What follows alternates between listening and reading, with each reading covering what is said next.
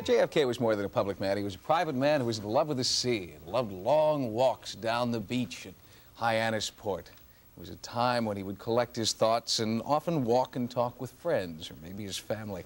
This morning, joining us is one of the neighbors who knew Jack Kennedy as a friend for years and years, a neighbor in Hyannisport. Larry Newman is here. Larry, welcome. Thank you very much, Tim. Now you knew Jack Kennedy, what, from 1945 on? Right. What kind of friend was he?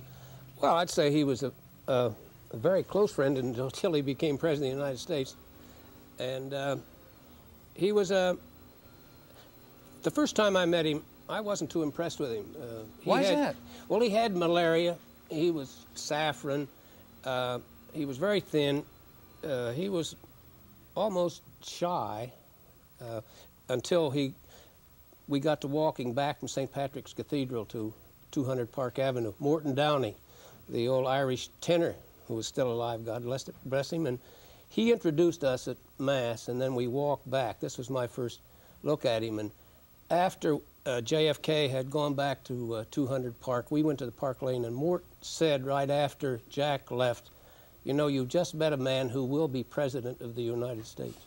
But you didn't necessarily believe that at that moment. But being the newspaper man, you know, I didn't question it because I've seen too many things happen in politics. But I think in 1952, when I came up from New York to New Bedford, and I saw JFK working the docks and the fish markets in front, I said, well, he's come a long way.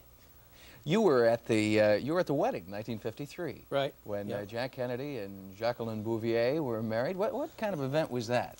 Well, that was really a terrific event, and it was so big that I don't remember much about it. Maybe it was the champagne or getting through all the crowds to get into church. But I think even a more important wedding was my own wedding to a girl from Boston who sailed with JFK as a child. We were married in St. Francis Xavier Church down on 14th Street in New York, and JFK and all the girls and Bobby, there was a whole pew and a half full of Kennedys, and all waving as we went up the aisle to be married. And this was a sort of a high point in my life later on when I was able to say, well, I went to his wedding, yeah, but he came to mine.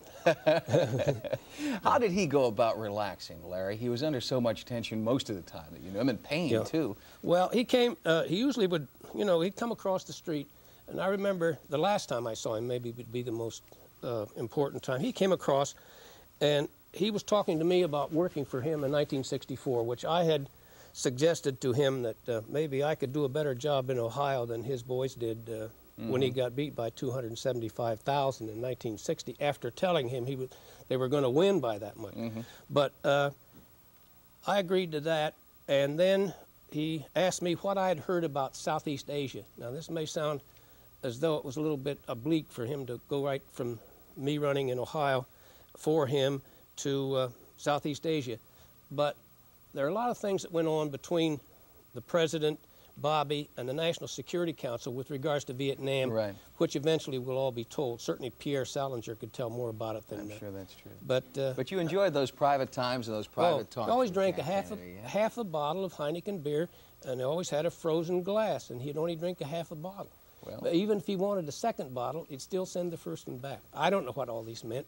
And you still keep a half bottle around somewhere? I keep a bottle around for somebody like JFK to come around.